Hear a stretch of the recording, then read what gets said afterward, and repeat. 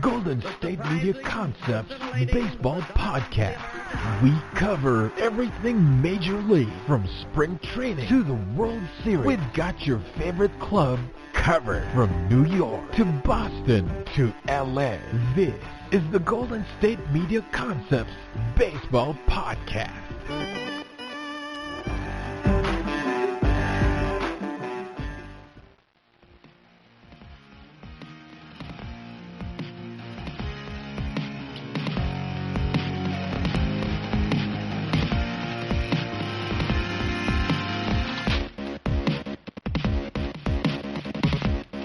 Hello, everyone, and thanks for tuning into the GSMC Baseball Podcast, brought to you by the GSMC Podcast Network. I'm your host, Jack Ridenauer, and it's going to be a lot of fun today. I appreciate everyone joining me on the GSMC Baseball Podcast today. Hope everyone had a really good weekend, a really good week, and tried to fight through this fear of, what's going on or what's going to happen to baseball this year. I know there's a lot of uncertainty. A lot of things are changing. It's just a constant revolving door, really, with this season. But today, again, we will touch on some of that COVID-19 cancellation updates and, what's really going on with that whole entire situation as a whole. So for today, I'll be back giving some recaps of the games on Sunday, August 2nd, as well as those updates on those canceled games. Afterwards, I'll jump into a playoff prediction of mine for both the NL and AL and who I think could find themselves in those 1 through 8 spots come the postseason. Later on, I'll yet again give another divisional breakdown, this time of the NL Central and where I see those teams finishing. A very competitive division. Excited to get into the Central today. Stay tuned, though, folks, for the final few minutes of the show, as I'll give my top 5 pitchers to watch this year. Some guys I think could have some huge years on the mound and really, some stars that are in the making, honestly. So some scores to get into August, from August 2nd, and there were a lot of good games. There was a lot of tight ball games, a couple games ending in extra innings, but as we all know, there was a lot of games that were postponed, and I don't know about anyone else at home, but when I was, watching games and watching sports all weekend long, because it's finally back and it's finally revved up, I was just looking at the bottom line and just seeing all of the games that were popping up, postponed, and COVID-19 cancellation. And it was just really weird, knowing that it wasn't a weather thing, it wasn't, anything like that. It was this pandemic. I mean, it's literally, affecting games now on a daily basis. I mean, every day since the Marlins' first positive test came out, games have been canceled. At least one game has been canceled. So I'm going to get into it in this segment, but there's a lot of things that I personally am fearful for of this season and what could honestly happen in the long run. So we'll get into that in a little bit. But first, I want to get into some, scores from August 2nd and everything that went on, because it was a lot. It was a jam-packed day of baseball. First one, Yankees, Red Sox. I mean, I've got to make a comment about that. Very storied rivalry, of course, and per usual, came down to the last few innings. Yankees won 9-7. Boston's still struggling. I mean, they can't find a groove at all. It's really, really, really that pitching. And I've got a good friend of mine who's a big Boston fan, and he even says it himself, our pitching is just not there this year. And if Evaldi is the only guy that you have as an option to win a game, and that's it in your rotation, I mean, Eduardo Rodriguez is out, Sale's not coming back, you've lost Porcello, you've lost Price, you lost a lot of guys. I mean, that is, again, you're taking out of the rotation, that's 4 or 5 guys in a rotation that are gone. That's pretty much a brand new, first 5 pitchers. So, hopefully they can get things going later on in the season or, at some point, but I really don't see, a positive outlook on this year for the Red Sox. Now, in the coming years, different story, but this year, definitely not. Yankees, I mean, they're steamrolling their way to first place. No question about it. They're 7-1, off to a really hot start. And, I think it's a done deal that they're going to be making the playoffs. I don't think there's any question about it. I don't think there's any, uncertainty about it or just, unknowing of it. It's a very obvious thing that the Yankees are going to be in the playoffs this year. Reds beat the Tigers 4-0. Reds have finally started to get their act together. I mean, they put together some wins. They're finally adding to their win column. They started off pretty slow. I mean, they were about 2-5, the first couple games, winning the last 2. They smacked the Tigers around on Sunday. They out-hit the Tigers 11-2. Now, I will say, though, this Tigers team is not to be discredited and should not be ignored. They are 5-5 so far, so they might, be all right this year. And I can't believe I'm saying that because last year they were atrocious, but they might be able to make some sort of turnaround. I mean, who knows? There's a lot of baseball still left to be played. There has been a lot that has already gone by, so already, a portion of the season is gone. But for them to be 5-5 through the first week and a half or so of baseball, that's not too bad, especially if you're the Tigers. I think that if I was a Tigers fan, that's all I could really ask for. Astros, Angels, finishing up in 11 innings. Astros beat the Angels 6-5. Angels are really struggling this year. I mean, they were a team team that I had, a lot of faith going into this year. They may be able to turn this season around, but, with games, again, being canceled and fewer opportunities for them to make up ground, they may find themselves in the basement of the division. Astros not off to a blazingly hot start, which is kind of uncharacteristic for them, especially with the track record that they have and the seasons that they've had in previous years. 5-4 so far in the year. They have a lot to prove, especially with the offseason that they had and the cheating scandal. They definitely, they have something to prove, I think, and they also know that there's a target on their back. I think it's very obvious for them to know that, teams are going to be coming for them, and it's shown the first couple of weeks. Teams have started to throw at them. They've already had a bench clearing, whatever that hodgepodge, I don't even want to call it a brawl, but they've already had instances occur. 10 games or 9 games, however many games you want to ballpark it at, into the season, and who knows what's going to happen for the rest of the season for the next 50 games.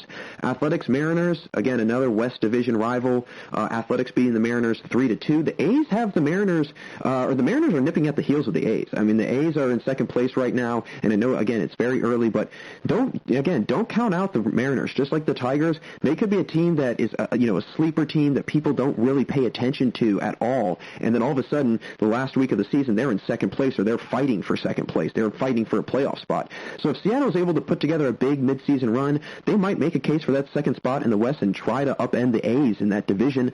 Rockies, Padres on the other end of the West, this time in the NL. Rockies beat the Padres 9-6. This is going to be a jam-packed division. I mean, they've got the top 4 teams are all above 500.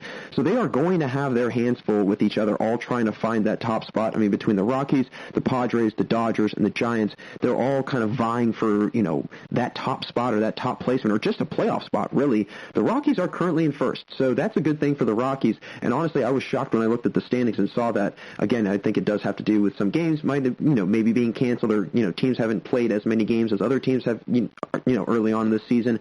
But the Padres are sitting at third, and I think that they're a very scary team. They're a very formidable opponent, and I think that if you are able to, especially for the Padres, if you're able to put together a pretty solid run and keep this momentum going throughout the year, again, Fernando Tatis has literally been the saving grace of that team. I think that he's an unbelievable player. I mention him all the time. I think he's one of the top young players under 25, and I think that he's destined to be great. I mean, he's 21 years old, 22 years old. You got Will Myers there. Manny Machado needs to start getting things to go a little bit himself. But if they start rolling for them soon, they could be a serious contender in the West. Cubs, Pirates, and I actually watched this game. It was pitiful. I mean, if you were a Pirates fan watching this, and I had a buddy of mine texting me about the game, and he was telling me, Colin Moran's leading the league in home runs, and we both kind of got a kick out of it because it's ironic that a player on the Pirates is leading the league in such a popular and well-known stat. You don't see that very often, especially out of the Pirates. And yesterday, Sunday, the Cubs, I mean, they didn't look great. They didn't look stellar. And I thought that it was a great opportunity for the Pirates to really jump out all over Chicago and try and take a game away from them in Wrigley Field. But it's just these little mistakes that they make that just scratch my head. And again, as somebody who's not a fan of the Pittsburgh Pirates, but I do live in Pittsburgh, I have a very interesting, standpoint of this because I just look at it as an objective viewer, just watching a baseball game. And it's very obvious. It's very clear-cut as day that the Pirates just do not have the power, I don't know the talent, whatever, the makeup to be a very good team. They just don't have that. And I think that as time goes on, they might be able to. But what's ironic is that they have pretty solid starting pitching. It's their bullpen that is awful, and the hitting has not been very good this year. I mean, they've got numerous guys that are hitting in the hundreds, and you don't have that happen, especially if it's through, a first 1 through 9, lineup. That is not a good sign, especially moving forward. So, honestly, I think Chicago should have put the Pirates away in this one. I mean, Chicago is a team that has been pretty good the last couple of years, and Pittsburgh's been a team that has struggled mightily the last few years. So, we'll see, what's going to happen later on in this season. Who knows? Maybe the Pirates have some sort of miraculous turnaround, but I really don't see that. I think it's going to be a very, very long year for Pittsburgh, as it usually is, whenever I've, noticed or paid attention. Now, something I want to get into that I think a lot of people are worried about, and myself included, because I kept just getting notifications on my phone. I kept talking about it with friends and, other people, and I think it's a foregone conclusion that the baseball season's in jeopardy, and I think that people, might want to be in denial about it, might want to ignore it. Maybe Rob Manfred is in a little bit of denial about it. I have no idea. But there is a lot to be worried about if you are in the baseball community, in the MLB, if you're a baseball fan, because I wouldn't be shocked in the next 2 or 3 weeks we have a canceled season and the season is ended. So basically, kind of a recap of what all has been going on since those Marlins positive tests, a week or so ago. There have been many games that have been canceled. 3 games on Sunday were canceled because of, different teams having positive tests over the weekend. I know the Brewers and Cardinals game was. I know the Phillies game was, and obviously the Marlins game was, and the Brewers series was actually canceled the entire weekend. And again, that was probably the most up-to-date and most recent development of this whole COVID-19 situation, that they had at least 4 members of their traveling personnel, and the number continued to grow, and it probably will continue to grow. As far as I'm aware, they're still waiting for some test results to come back. And, Lorenzo Cain decided to opt out after hearing all of that, and he's on the Milwaukee Brewers. So the fact that is all starting to happen. And I think players are starting to get worried. I think players are starting to get scared themselves.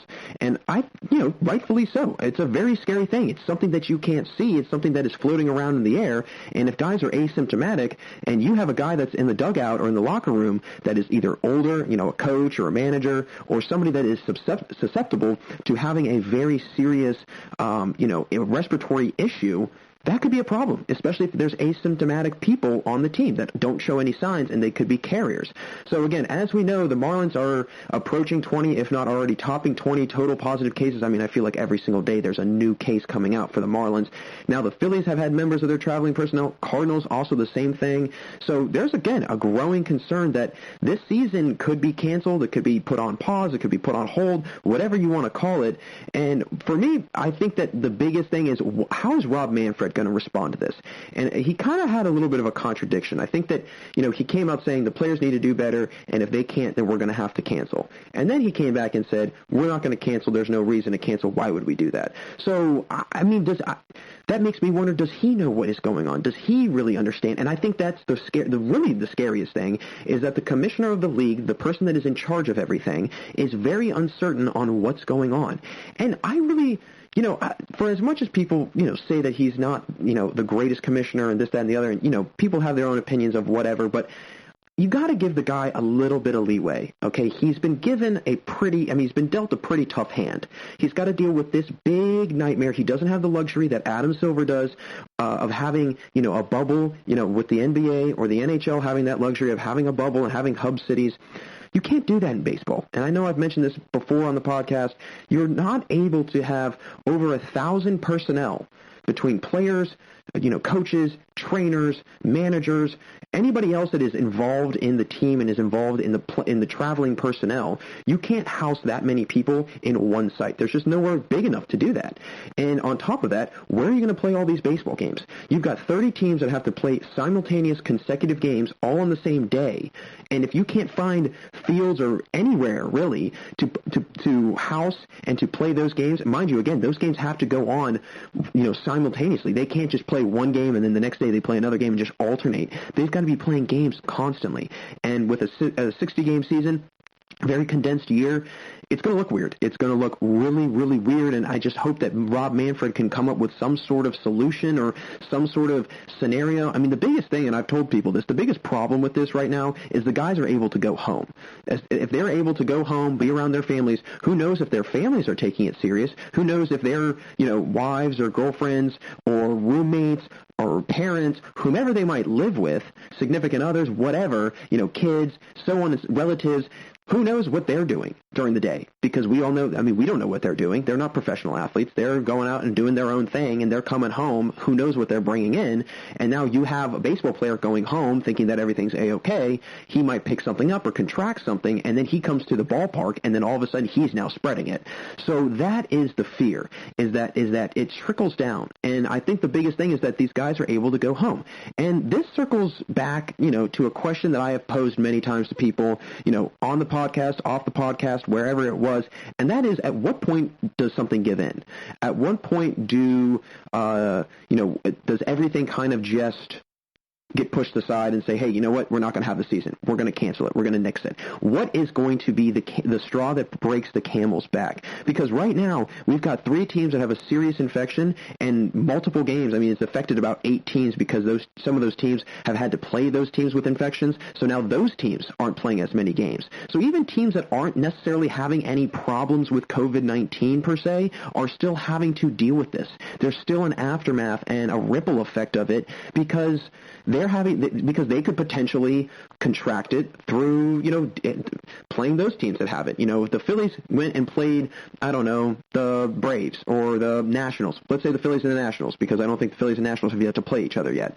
So let's say those 2 teams play it out and there wasn't anything done. The Phillies go back, and all of a sudden there's a bunch of positive tests. Now the Nationals are worried because they were the last team to play them. And you have to kind of do this little trace back of all the different places that these teams were. And again, we already know that 3 teams have had, at least 2 to 3 positive cases on their team, which was a ginormous difference from spring training when, at least one member of the 28 out of 30 teams had it.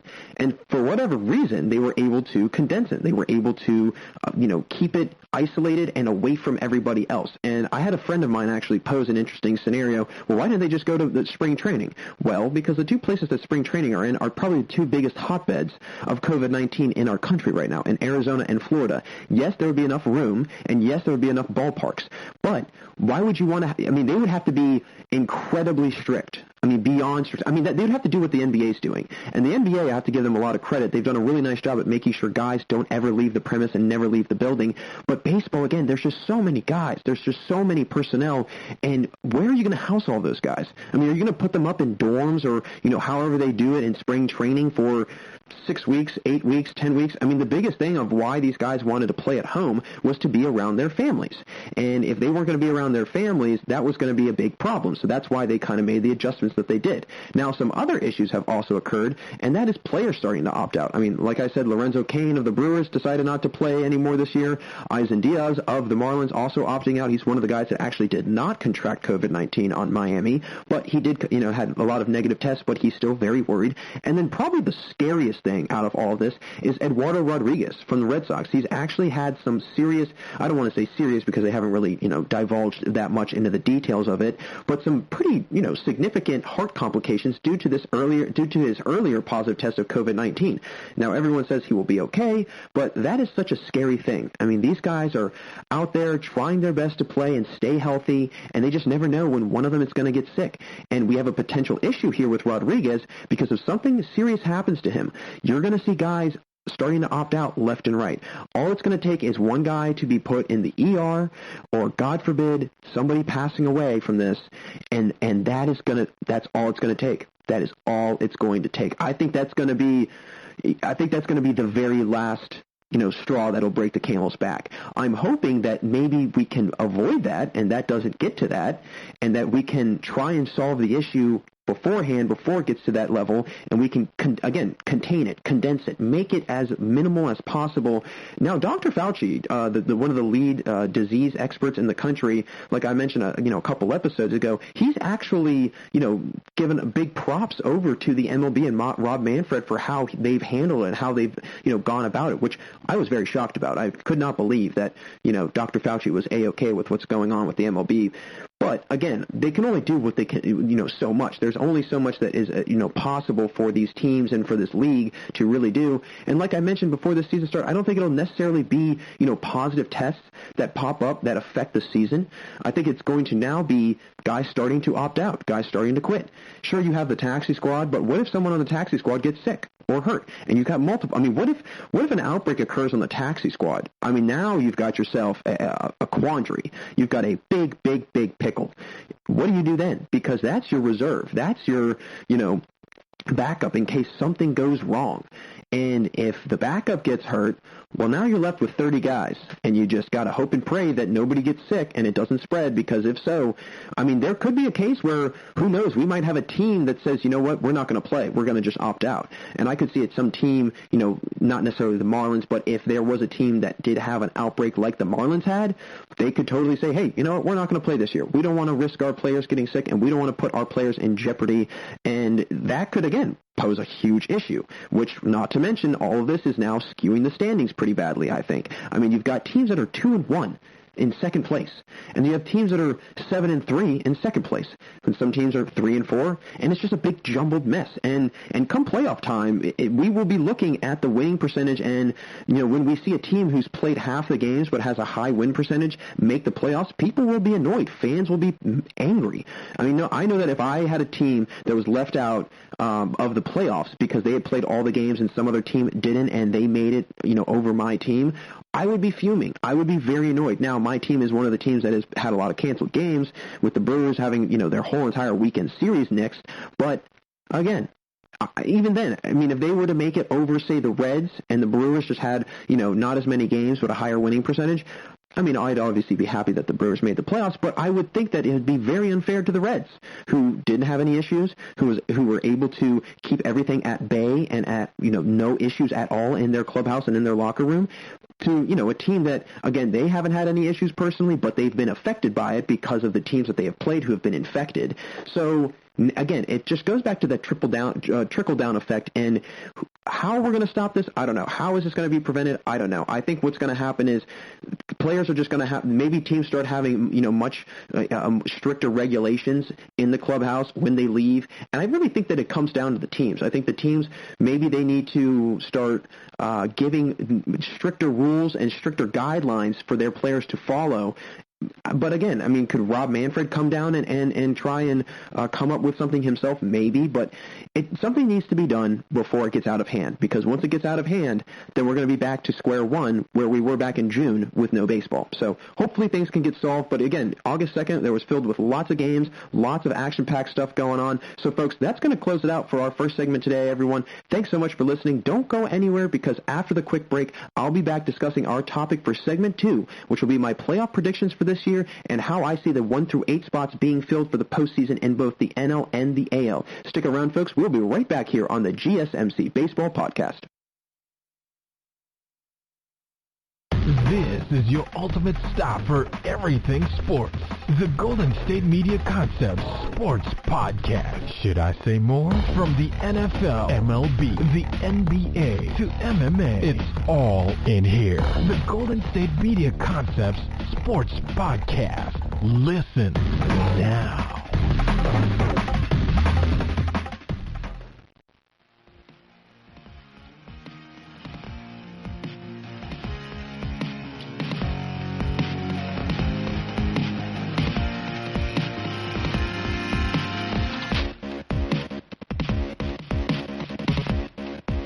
Welcome back, everyone, to the GSMC Baseball Podcast. Jack Ridenauer again, and segment 1 was centered around recaps from today's game, COVID-19 canceling updates, and really where teams are going to go from here with so many games being canceled. Don't go anywhere after the segment, folks, because later on in the show, I'll be sharing my top 5 pitchers to watch this year and who I think could really have a breakout year and really set themselves up for a long, successful career. I want to now give some playoff predictions as to who I think could make the playoffs in the NL and the AL as of now. I know it's very early on, but still, it's fun to predict and see who might be able to make it out for the playoffs. Right now, again, the standings are looking really weird. I mean, you have the Marlins, who haven't played a game in over a week, sitting in second place. The Brewers, who haven't played in a few days, are in second with a .500 record. So it is a little challenging to guess where teams may finish, but I'll get into who I think could be those 1 through 8 seeds in both leagues. Over in the NL, they've had some incredible starts for some incredible teams. I mean, the NL has 5 teams with 6 or more wins through the first week and some change of the season starting, again, almost 2 weeks or so. So having that many teams with that many wins, 6 or 7 wins already, that's pretty impressive. There's a lot of options that I think could go for that first spot, but I'm going to have to put my first seed in with the Dodgers. I mean, they're 7-3 so far. Yes, they're second place behind the Rockies, who have come out to a scorching hot start. But what jumps out to me for them is a team that, their ability to win on the road. They're a team that's very good, going away from their home stadium, which, again, is always a very challenging thing to do in any sport, really. I mean, especially in baseball, going to the away team's field and being able to perform well, that's a very challenging feat to do. Their lineup is incredibly deep, and I know I mention their lineup all the time, and I really think that is what's going to set them apart. I really think that, having Bellinger, Muncy, all those guys, Jock Peterson, A.J. Pollock, even guys like those guys that aren't necessarily the top-tier names that you hear all the time, Mookie Betts or Cody Bellinger, they're still able to provide a lot of offense down in that lineup, down later on those 6, 7, 8 spots, which many teams don't have. So to have that secret weapon, if you will, and to have that piece of your team that's going to, really pay off and pay dividends down the road, that's always huge to have. My second seed, I think, is the Braves. I think they're a pretty solid lock for this second seed. They don't have the firepower, I think, that the Dodgers do to that degree, but they still have a lot of weapons. I mean, they're 7-3 like the Dodgers. They're sitting in first place in their division, and they are on a 5-game winning streak. So a team that has the ability to catch fire at the right moment, and if their young guys like Albies and Acuna Jr. play like they're expected to, this is a dangerous team. This is a very, very dangerous team. Now, will the pitching hold up? That is the big question for me. I think that if their pitching can come through for them, they will be just fine. I really think that this team could find themselves pretty deep into the playoffs, but it's just really a matter of can that pitching come out and throw efficient, low-scoring, if not no-scoring innings. Because if they come out, opposing teams come out swinging against, Fultonevich or any of the other guys in their starting rotation, it's going to be a problem. It's going to be a big problem because, their bullpen might not necessarily be, to the standard that other teams are. So if their starting pitching gives up a lot of runs early on, it's going to be a long game for the Braves. Now, they are 5-0 at home, which is something that opposing teams should look at very seriously, because if they come to Truist Park, they're going to be in for a long night, since this team loves playing at their home ballpark. But the reason I put them in second and not in first, the Dodgers, again, are just a much better road team. They are just way better on the road, and it shows. They can get it done in both situations. But the Braves, they still have a lot of potential. I mean, to be a huge team in this playoff, you have to be able to win both on the road and at home. But if they're able to win at home, that right there is impressive. And again, if they can translate that over to road wins, and if they can perform like they do at home on the road, I think that they're setting themselves up for a lot of success in the playoffs. The third seed, I think now we're starting to kind of, I don't want to say things start getting even, but there's a lot of teams in this 3 through 5 seeding that I think could, really juggle around and kind of do some, rotating or some switching around, if you will. The Cubs are off to a great start as well. I mean, they're the only other 7-win team in the NL. I really have them at my third seed. And again, besides the Dodgers and the Braves, they're the only other really, leaps and bounds better team, I think, than everyone else in the NL. And again, this is a team that gets it done both at home and on the road. I do think that unlike the Braves, though, the Cubs are going to have their hands full with other teams in their division. I mean, you've got the Reds, you've got the Brewers. They both can make pushes for the playoffs. But Chicago has a lot of depth, like the Braves and Dodgers. You mix in Baez, Rizzo, Contreras, Schwarber, Bryant. I mean, those are guys that all can hit 25-plus homers, 85-plus RBIs, and to have them all on one roster, that's even scarier. I don't think that they are capable of going very far. I think that when, they run into teams like the Dodgers and the Braves come playoff time, I'm not sure if they'll be prepared for the depth of those teams. Not to mention the pitching that the Dodgers have, because Kershaw came back from the IL. So, Chicago's pitching is, much more trustworthy, though, than the Braves, I would say. I do have a lot more faith in their rotation. But again, it will be a test to see how they can come out of the Central this year, because they're really going to have to, elbow their way to the top and make sure that they can secure that number one spot in the division to find themselves in, a potential third seed situation. Now, the fourth seed, this is going to be probably a jaw-dropper, but with the way they are playing, I have to give them credit, and I could see it being the Padres.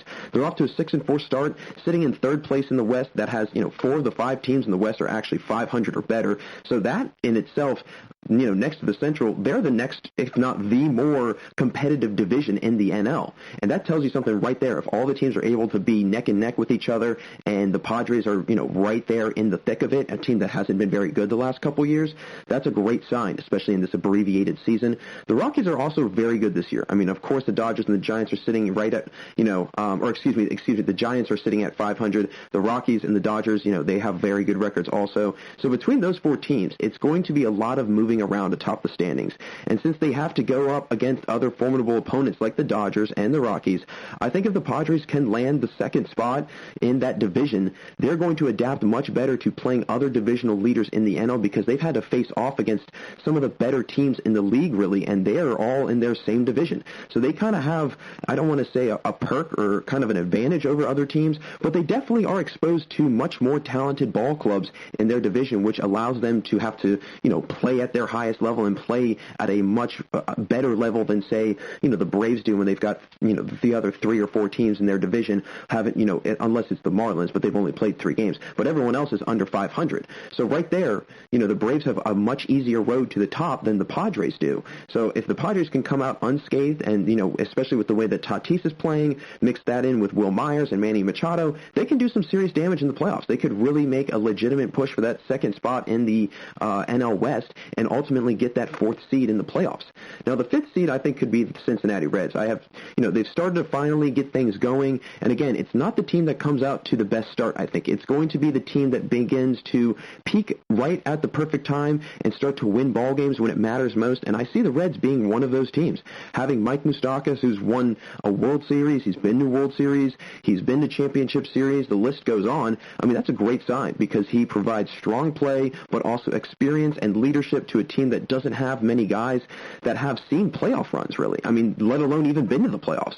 They're right now, 4-5. They're sitting in 3rd mainly because, again, the Brewers are still at 500, and we're going off of, winning percentage this year as opposed to record. So if you factor in what their win total would be, they probably would be in, 2nd, maybe 3rd still. But the fact that the Brewers haven't been playing, this is the time for the Reds to try and take advantage of that and get the ball rolling a little bit, try and gain some ground on Milwaukee and maybe even make some separating, a little bit of separation between the two. The 6th seed, again, I mentioned them already, but I'm going to put them at the 6th seed, even though they're first in the West right now. The Rockies, I mean, they've appeared out of nowhere. I think that, people forget how good of a roster this team has. They've got 4 guys all hitting 340 or better this year. Some very high OPS numbers. They've got 2 guys that are, over 1,100, 1,200 OPS. So they have a lot of power in that hitting lineup. Matt Kemp seems to have caught 2nd win in his career, leading the team in batting average with 385 and a staggering 1.423 OPS, which is an alarming number to have. He's always been, a big power guy, but struggled mightily last year, hit it only 260 at-bats, but he seems to, again, caught his 2nd win and kind of found a second life in his career. I mean, he's 35 years old, so he's not getting younger, but he's definitely still producing and providing for his team at the age that he's at. Trevor Story and Charlie Blackmon, 2 other guys that, I think are some of the, better underrated hitters in the league, especially Charlie Blackmon. I mean, he's a guy that you don't hear about 24/7, 365. You do hear about him some, but not all the time. But I do think that he's a very good hitter, and you really could put him up against anybody in the NL, and you could probably make a case as to why he's a very similar hitter to them, or if not a better hitter than them. Charlie Blackmon, he led the NL in hits a couple years ago, so he's a hit machine, and if he can continue to get the ball rolling, Trevor Story continues his hot start that he's had to the season so far, this Rockies team could make a lot of noise in that West and find themselves in the playoffs. Now, things start to get interesting in these 7-8 spots. There aren't many teams in the East that I trust this year outside of the Braves, and I would say the Mets, but they've been struggling so far this year. I mean, they're only 3-7. They're sitting in dead last right now, and again, we are basing it off of win percentage, and because the Phillies and Marlins haven't been playing, this does skew the standings a tad. So don't take that, so heavily that the Mets are in last place, because they could very well find themselves, 2nd or 3rd possibly. But I'd have to say the Nationals. I would have to say they're a legitimate 7th-spot team. They started off okay, won a few games against the Blue Jays. They're 3-4 right now, but I just don't see anyone else in that East Division getting out of the regular season. I really don't. And their pitching is going to be key for them, and that's really what, I'm looking at mostly. They obviously have a lot of hitting, but again, they are missing Rendon, and the fact that the Nationals don't have that huge power bat in their lineup anymore, I think it's going to, really pose an issue for them in the long run. Can Howie Kendricks continue to get it done from the plate? Can Trey Turner have a big year? Whenever Juan Soto gets back, can Juan Soto have a big year? And I will say their pitching is fine. They've got Scherzer, they've got Strasburg, they got Patrick Corbin, they've got 3 very legitimate first 3 guys in their rotation. So we will see. I think that they could maybe find themselves in a 6th seed, but I think 7th seed is a more realistic placement for them, and I think that's where they'll probably ultimately find themselves once playoffs do, roll around. The 8th seed, I'd have to say, the Brewers. I mean, the Brewers are the last team that I think could really make the postseason. They've got a good bullpen pitching. Their hitting has struggled mightily this year, but they're able to still find themselves at 3-3 somehow. And as a result, this team, they find ways to win ball games.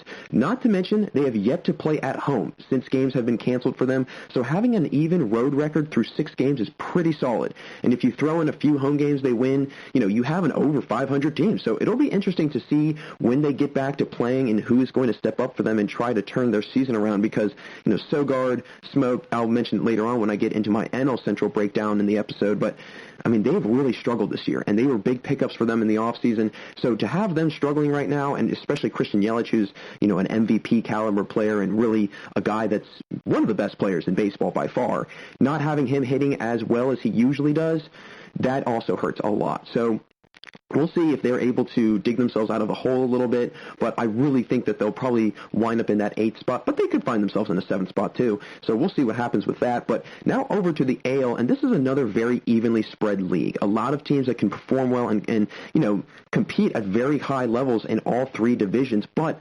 unlike the NL, the AL does not have nearly as many 6+ win teams. They've only got 2, the Twins and the Yankees, and I'll get into who I think are, the first 8 seeds and discuss, the rankings for all of that. So I'll jump right into it. I think the Yankees, they're going to be by far the first seed. I mean, there's no question about it that I think that they've got so much depth, and again, they're the Dodgers counterpart in the AL. That's all it is. They're a very similar made team.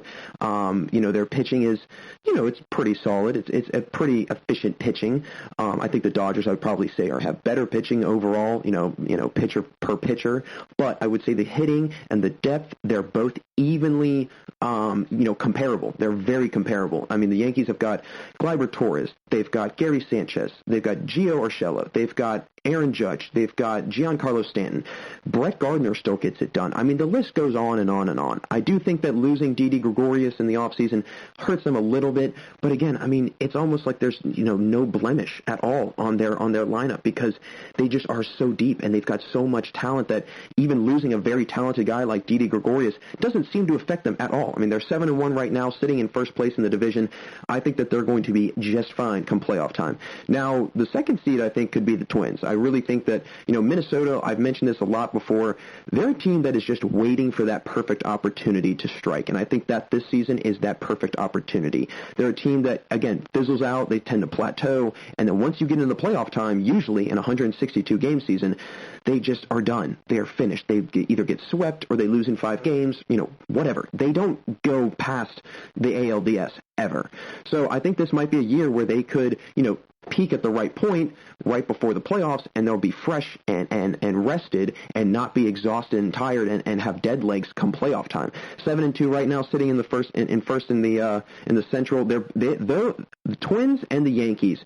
Again, they are both very good teams when it comes to playing at home and away. Yankees are 3-0 at home and 4-1 on the road, and the Twins are 5-1 at home and 2-1 on the road. So right there, that tells you something about these top tier teams. They're able to get it done no matter where they're playing. And I think that's what's going to be the big separating factor amongst a lot of these teams in the AL and the NL. Now, the third seed, I think that they could barely, get this third seed because I think the A's are going to really push them, and I think it's the Astros. I think the Astros have a lot to prove this year. I think they've got a lot to bounce back from with all of the offseason, scandal, all the allegations, the cheating allegations, everything that happened with Alex Cora and Carlos Beltran and that whole entire team. Alex Bregman, Jose Altuve, these are not well-liked guys in the MLB right now. I mean, we saw it right then and there with the Dodgers, Astros last week. Joe Kelly throwing at Carrera and starting that, bench clearing. It wasn't a brawl, but bench clearing, whatever you want to call it, and it just shows that people are not happy with the Astros, and I think they know that they've got a target on their back. 5-4 right now. Do I think that they could make a push for second? Maybe. I mean, that's stretching it, I think. I think that's really stretching it. But again, the A's are right on their heels. I mean, they're second place, and I'll get to the A's in a minute, but they're right there at second place in the AL West. And with how the A's are and how they're a team and how they're ran and how they've been put together as an organization, I think that they're primed for being one of those, if you want to call them upset teams, if you will, I guess, that, they could really upend the Astros, and they could find themselves in first. I mean, the Athletics, they've got a lot of guys on their team that are budding stars, that they're quiet, under the radar kind of guys, but they can do a lot of damage, and they can really let their impact be known, not only in the field or on the mound, but also from the plate Fourth seed, got to give it to the Indians. I mean, I think the Indians have the making to be a very good team for years to come. I think Shane Bieber really leads that rotation, and I'm going to get into him later on into the episode because I've got a lot to share. I've shared a lot about Shane Bieber. I'm a big Shane Bieber fan, even though I'm not an Indians fan. I think he's got a ton of potential, and I think he could be a very good pitcher for many, many years. So having him in your rotation, they've got a lot of hitting. I mean, the list goes on for the Indians. Now, they're 4-2 at home, but they're 1-3 on the road. So that does raise some questions. Can they get it done on the road, away from their home stadium? And if they're in a Game 7 or a game-deciding situation and it's on the road, that's going to be a big test for the Indians. So I have them at 4. I think that they could make, maybe a push for 3, but I think 4 is a legitimate spot for them to be in. The Rays, I think they need to pick it up a little bit. I see them at the 5th seed. I've got a lot of faith in the Rays. I've got a very good friend of mine who's a huge Rays fan, and he's always talking about Rays baseball with me. And I got to say that they've started off, I don't want to say slow, but not to the start that I expected. I mean, they're 4-6 right now. They're sitting in 4th. Again, we're going off winning percentage, and Toronto has a tick higher winning percentage there at a .429 clip. But the Orioles, I mean, they're second place. I can't believe I'm saying that, but the Orioles are in second place in the AL East. I don't think that they're going to make the playoffs because I think that this is, kind of a, I don't want to say it's, fake or kind of an illusion by the Orioles, but I just don't think that they're going to have the depth. I don't think they're going to have the ability, the stamina, the durability as a whole to go very far into the year and into the season.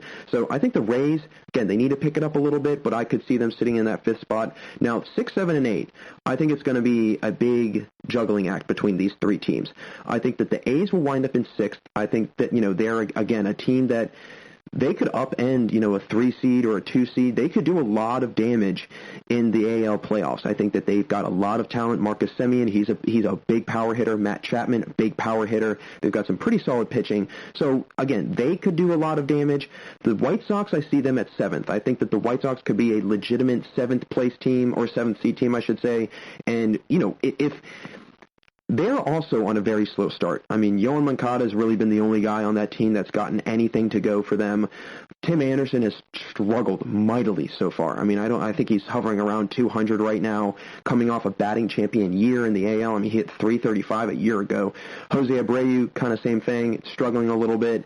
It's going to be a matter of their pitching. Can their pitching come through for them in late-game situations, especially, nearing playoff time? They're right now sitting at 2nd place in the AL Central, 5-4. They're a little bit higher than the Indians, who are 5-5. So the Twins, White Sox, Indians, and even the Tigers. I mean, don't discredit the Tigers. Who knows what they could do, because they're 5-5 right now on the season also. So they could do some damage later on in the year. But, again, I think it's going to really be kind of a rotating act amongst the White Sox and the Indians for 2nd and 3rd place in the Central. So I think the White Sox are a legitimate 7th seed team. And then my 8th seed is really a toss-up between the Mariners and, like I just mentioned, I can't believe I'm saying it, but the Tigers. I think that the Tigers have surprisingly come off to a very hot start. I mean, they took a couple games away from the Reds, and we all know how much hype the Reds have gotten in the offseason. And, I mean, I'm a big believer in the Reds, and I'm a Brewers fan. So that just shows how much, the Reds have added to their roster and how good of a team they are. But the Tigers, I mean, they've put their money where their mouth is, and they've come to play for sure. The Mariners, again, they're another team. They're right at 4-6. So these 4-6 teams, 5-4 teams, 5-5 teams, they're in a good spot right now. Even though they're not, 7-2 or 6-1 or whatever, they're in a really good spot because they're not necessarily peaking at the beginning of the year. They're not having their best baseball being played at the very, earliest part of the season. They could very well start to peak and start to climb up a little bit as the year goes on, and we could find the Tigers, maybe making a move for 2nd place. The Mariners, same thing. Could they surpass the Oakland Athletics? Who knows? I think that both teams have a lot of talent. They're both young teams as well. Joe Jimenez, great closer for the Detroit Tigers, moving into that new closer role. I think he's a guy to watch for this year. A big time closer guy. And again, he moved over in that new role this past year. So, but he's adjusted very well to it. So we'll see how the Tigers and the Mariners, shake out. But I think it's going to be a battle for that 8th seed. lead between those two teams. So those are my predictions for the playoffs this year. I think it's going to be a really interesting season, but we first just, need to get some games going, and we need to make sure that, the season can keep rolling on and that there's no more cancellations and that there's no more issues that come up later on down the road. So that'll close it out here for us in this second segment, but don't go anywhere, because coming up, I'll get into my breakdown of the NL Central and share who I think can really dominate the division and come out on top at the end of the year, and who's going to have a harder time keeping up with their division rivals. Folks, stay right there. We'll be right back here on the GSMC Baseball Podcast. Tired of searching the vast jungle of podcasts? Now listen close and hear this out. There's a podcast network that covers just about everything that you've been searching. Hey! The Golden State Media Concepts Podcast Network is here. Nothing less than a podcast bliss with endless hours of podcast coverage. From news, sports, music, fashion, cooking, entertainment, fantasy, football, and so much more. So stop lurking around and go straight out to the Golden State Media Concepts Podcast Network. Guaranteed to fill that podcast itch. Whatever it may be, visit us at www.gsmcpodcast.com. Follow us on Facebook and Twitter, and download us on iTunes, SoundCloud, and Google Play.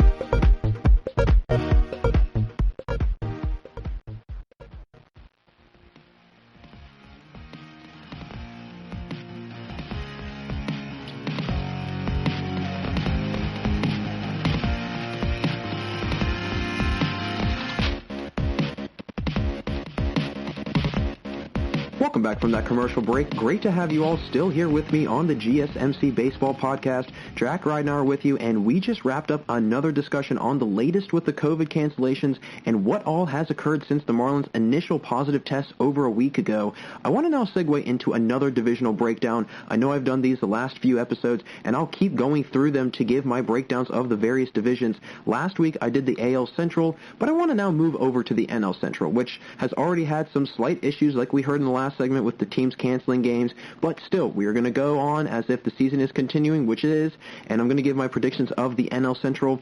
This is another division I think is very evenly spread out, and the unique thing about this division is there really, 4 teams I could see making a legitimate push for the top spot in the Central. Now, some of these teams have started very slowly, but they have the potential to be contenders and really make a run for the playoffs. I'll get into it with the number 1 team that I think is going to win the division this year, the Chicago Cubs. I mean, they're off to a very hot start, 6-2 on the year so far. They do have a lot of firepower and a ton of talent to be a solid number 1 team in this division. They finished in 3rd last year, had a pretty up and down year, won 84 games, had a lot of guys that hit well from the plate though, and that I think is what is very dangerous and scary about this team. Javi Baez, who I think is, and a lot of people could probably agree with this one of the better hitting shortstops in the league. Had a huge year last year, hit 29 bombs, 85 RBIs. Anthony Rizzo, a great first baseman for the Cubs, batted .293 last year. He's always been a very consistent hitter, about a .280 to .290 guy, and he always has, about an 800 or so higher OPS for at least the last 5 or 6 years. So, again, someone who is very dangerous from the plate and can do a lot of damage, with the bat.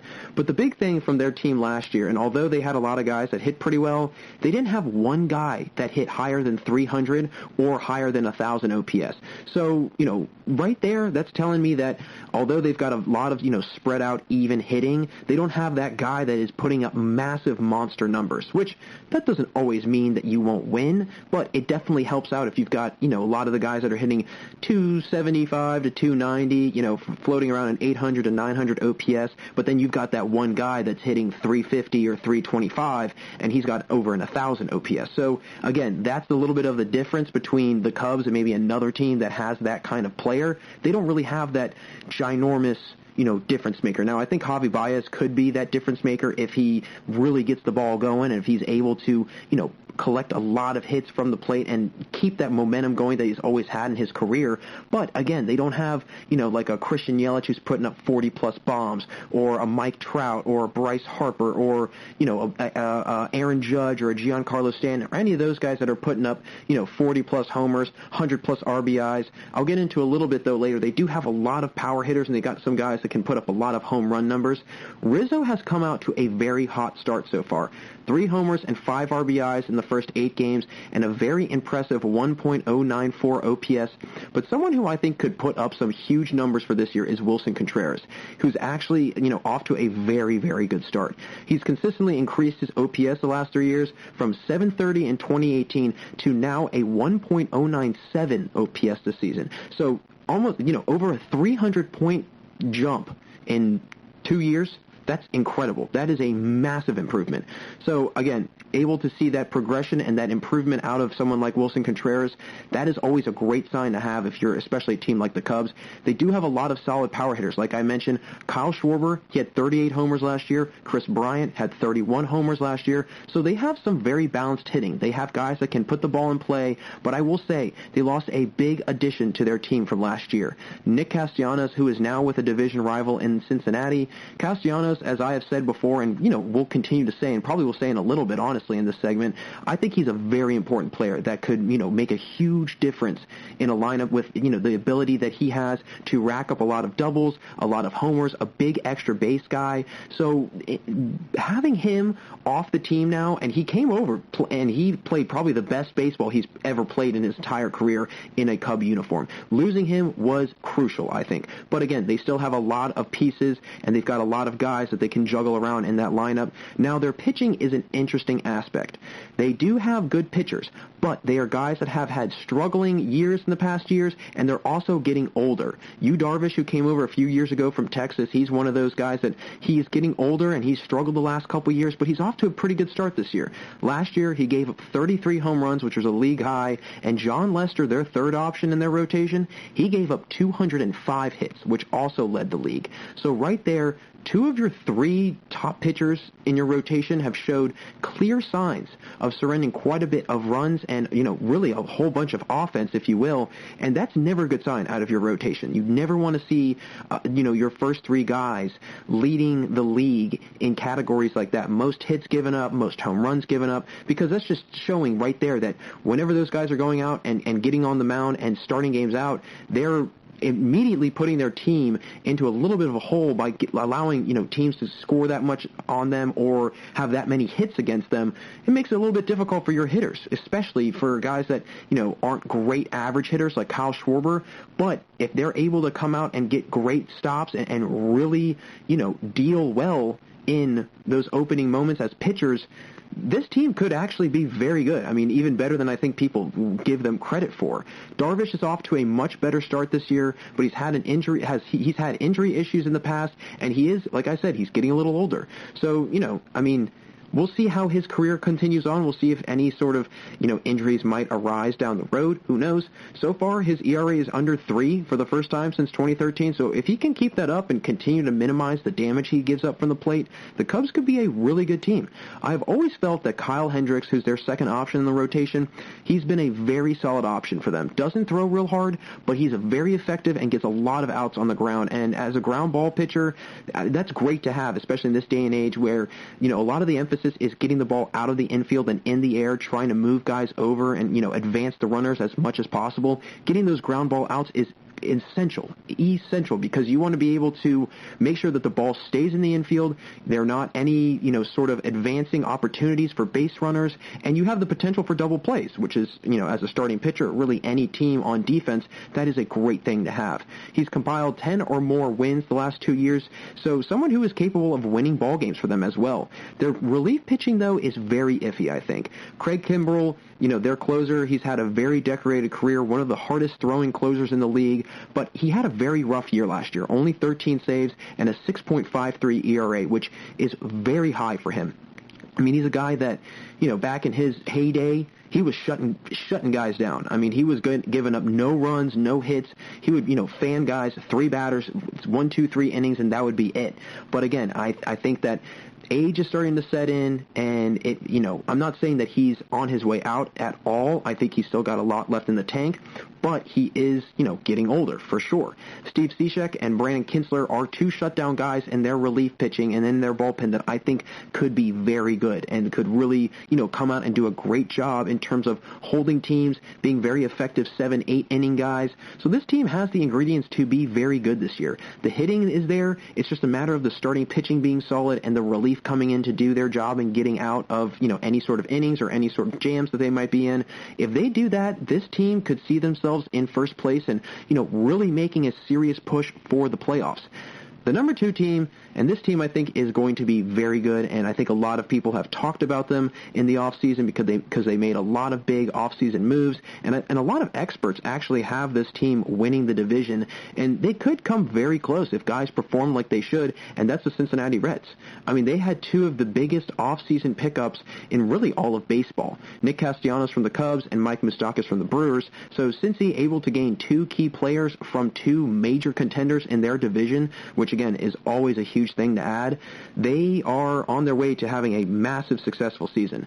They have one of the best power hitters at third base in Eugenio Suarez. He's coming off a massive year, 49 home runs, 103 RBI season. Joey Votto is getting up in age, but he's still a very effective player. He only hit .261 last year, but he's still able to get the ball in play and keep the defense honest, and really for a guy that's a former MVP, a former All-Star, that's all you can really ask for at this point in his career and at what age he's at. If he's able to get productive outs or at least, get on base in some sort of fashion, he's doing all that he can, because guys like Suarez, Moustakas, Castellanos, they're able to drive in runs and they're able to move guys over, and that's really all Votto needs to do. He just needs to get on base, and he himself is also a big power hitter. I mean, don't let the age fool you. He still has a lot left in him, and he definitely has the capability of putting up, those numbers that he was putting up 2, 3, 4 years ago. One of their catchers, Tucker Barnhart, I think is one of the best backstops catchers in the MLB. Great talent behind the plate, but his hitting numbers have gone down the last few years, and that is always, a big sign, especially if you're a manager, if you're a coach, and you see that kind of downward trend. You never want to see that. After a big 2017 season, he hit, 270 that year. His numbers have dropped down from 270 to 248 in 2018 to 231 last year. So you can see that gradual, digression, if you will, into, a lesser and lesser batting average. He's hitting very well early on in this year. I mean, he's only played in 2 games. He's hitting .333. So he could get going and potentially start picking back up where he left off, a couple years ago. Their other catcher, Curt Casali, he's not been hitting well at all. .214 on the year. So if he can outperform Casali, I think Barnhart might find himself back in his normal starting position, and he could really, be the everyday catcher for the Reds. Mike Moustakas is off to a big start, batting a whopping .357 right now. I mean, him and Castellanos, as of now, are living up to the hype and expectations people had for them going into this season. Castellanos is hitting .375. So these guys, I mean, they picked up their performing, and they're performing like they were supposed to and how they were expected to. But they haven't had a whole lot of help, and that's been the biggest issue. I mean, Suarez, he's been very quiet. Freddie Galvis, who they got from the Phillies in the offseason, I mean, he's nearing the Mendoza line, hitting .208 currently. Their record also doesn't reflect the talent they have on the team. Right now, they're 2-5 in the division, but they can turn that around, and if they can get the bats going sooner rather than later, this team could very well find themselves, if not in second, maybe even in first place. They also add Trevor Bauer last year, who was formerly with the Indians, and he's got the potential to be a big-time pitcher in the league. I mean, he's shown it already in his career, a big 2018 year for him. He threw a 2.21 ERA, someone who's very capable of shutting guys down and really, minimizing the amount of offense and runs that are scored against him. I'm also a ginormous fan, I know I've mentioned him before, a ginormous fan of Sonny Gray. I think that he does a really nice job, another big strikeout guy, and that is also, a big winning pitcher too. I mean, he won double-digit games last year, 200-plus Ks. He's a guy that is able to, keep his team in the ball game, and I think if he has, a big year that he had last year, mixed with Bauer having a big year, this could be a Reds team that is going to have everyone's attention by the end of the season. Again, it's just a matter of, can the other guys in the lineup produce help for Moustakas and Castellanos? Can Suarez get going? Can Galvis get going? Can Barnhart start to slowly make his way back into that starting lineup and potentially earn his everyday job back? If that happens and those guys start, hitting like they are normally supposed to and how they're expected to, I think it's going to make things very easy for Moustakas and Castellanos, who I think right now is feeling like they've got to really carry a lot of the load, which I don't think they should. I think, again, Suarez is a talent. He is a heck of a talent. And if he can put up, he's not going to put up the numbers he put up last year, but if he can put it up on a similar scale to the 60-game condensed schedule, they could really find themselves going, potentially deep into the playoffs. I mean, they had huge offseason acquisitions, huge. So we'll see how they turn out, but I think that they could be a second-place team in the NL Central. Number 3, I have to put my Milwaukee Brewers in that third spot. I think that they are, nowhere near the team that they were a year ago, but they did make some decent offseason moves and picked up some pretty solid players.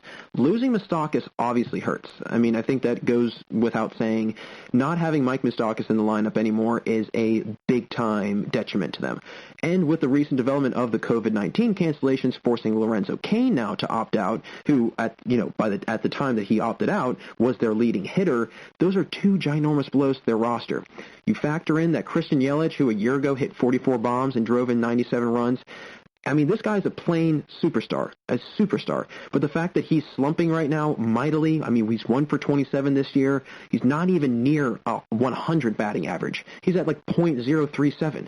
I mean, if you're that low, I mean, I think I could have a batting average like that. I mean, I probably wouldn't even have a hit, but still, Christian Yelich definitely needs to pick it up and definitely needs to get back to his old form. And if he can't get anything to go, and he can't really produce from the plate, that's not going to be a good sign for them going forward in this season. And some of their off-season pickups, and this has kind of been, for me as a fan, it's been my biggest gripe so far. Guys like Justin Smoke, Eric Sogard, Omar Narvaez, these were all, pretty key acquisitions in the offseason. I was very excited about them. I mean, I thought Smoke was a good pickup. He's a good power hitter. I thought Eric Sogard brought a lot of, veteran leadership. He brings, he's a very seasoned player. He's a good fielder. They're all hitting sub 200 this year. Not one of them is near 200. And, as I look at their numbers and, what they've been doing this year, it's shocking that they are 3-3 this season. It really is. Because they should very well be 2-4 or 2-5 with the way they've been hitting. Now, Keston Hiura is a name that I'm going to mention, and I will probably mention moving forward. He's a huge bright spot for this team. Very young second baseman who really exploded onto the scene last year. 19 homers, 49 RBIs in 84 games, batted .303. I mean, he had a solid year, and I remember when he got called up from the minors, I wasn't quite sure who he was, but then, slowly he started to put together a couple big, hitting debuts, big hitting outings from the plate, and it really caught my attention and really everyone else's. So, he's a player that's on the brink of having a breakout year, and he's been the only semi-okay hitter. I mean, he's hitting, only .261, so that shows you the lack of offense that they have right now if you're, really only to highlight one guy that's hitting .260. That's not a very good sign at all. Now, although their starting pitching isn't great, their relief pitching, I think, is very strong. And I know that it's been a little rocky to start, but I think that they have a lot of potential in that bullpen. They do have 3 of their 5 starters with a sub-3 ERA right now. But Freddie Peralta has a 12 ERA, and Josh Lindblom has a 4.91 ERA. So those 2 guys offset Brandon Woodruff, who's their ace, Adrian Hauser, who was moved out of the bullpen last year, who, pitched very well in a starting role, and Corbin Burns. And they all have had, pretty effective outings this year, but mix in Peralta and Lindblom, who've not had good years at all, that really offsets a lot. Josh Hader, their closer, he's one of the best ninth inning guys in the MLB. I mean, he's unbelievable. He throws hard. He's a tough guy to hit, and he's been solid in the small action that he's seen so far. But guys that are usually very efficient and really good, again, 7-8 inning guys like Brent Suter and Corey Knievel, they both have not had very good years so far, with Suter having an 8.31 ERA and Knievel having a 4.50 ERA. And Knievel was an all-star, 2 years ago. Now, he is coming off a big injury, but, again, you can't have your bullpen coming in and surrendering that high of an ERA, because that's just going to show you that once your starting pitcher is out of the game, I mean, no team should be, biting their nails nervous if the bullpen is going to be able to, get those shutdown innings and really close out the game. And if they're not able to do that, it's going to be a long season for Milwaukee. With a lot of their games, again, being recently canceled, I think that has really set them back, again, even further. With a 500 record, they can go either way. Once they get back to playing, they could really get things going and pick it up a little bit. Maybe they use this time to, recollect, shake off those first 6 games, or they could implode and really have a drastic downturn once they resume play. They need the hitting to pick up, plain and simple. I mean, that right there, I think is the biggest red flag, is that the hitting is not there right now. And if they want to find themselves contending later on in the year, whenever they get back to playing, again, the bats need to get going. The offseason pickups weren't too bad. And I have to mention before this, team can, or I have mentioned before that this team can really benefit from being, a second-place team that makes the playoffs in that situation with the new playoff format. But, like the White Sox in the AL, I think Milwaukee is also very capable of being one of those teams that if they can pull it together, they might be able to get, one of those two last playoff spots, those 7-8 playoff spots, not necessarily being a second-place team, but maybe they'll be that best third-place team in the NL. Who knows? I think that, they just need to pick up the pace a little bit, and their bullpen, again, also has to, get back on their high horse and get back to how they usually should be pitching because they do have one of the better bullpens in the MLB. I do believe that. But if you have guys that are giving up that high of an ERA and your guys are going, deep into the game, 7 innings, 8 innings, or whatever, that's not a great sign. And again, Brandon Woodruff can only do so much. Adrian Hauser can only do so much. And at some point, these guys are not. They haven't pitched in 7 or 8 inning games in almost a year now, so they're not going to be in tip-top shape wanting to go that long of a game. I mean, I think if they could, they would, but if they are not able to do that, that means it really, they're going to rely on the bullpen a lot. And Josh Hader, I'm not worried about him. It's more so can Knievel and Suter start to pick it up a little bit and really try and get back to how they normally should be pitching. Now, this number 4 team, I know this might be an unusual pick for a fourth-place team because this team rarely finds themselves in this position really anywhere below second at that, and that's the St. Louis Cardinals. I mean, they're one of the most storied franchises. If anybody out there is a big basketball fan, I always compare the Cardinals to kind of the San Antonio Spurs. They somehow find a way to win without having, the most glaringly obvious talent, without having the most separating talent. They're always able to win with just the guys that they have. I don't know how they do it. They're just a very well-ran organization. Now, I will say, losing Marcell Ozuna in the offseason, who, I've mentioned before, is a guy that I think will really thrive in this universal DH rule this year. And also, Yadier Molina and Matt Carpenter, who have started to age a little bit, and their numbers are kind of starting to, go on a little bit of a downward tick.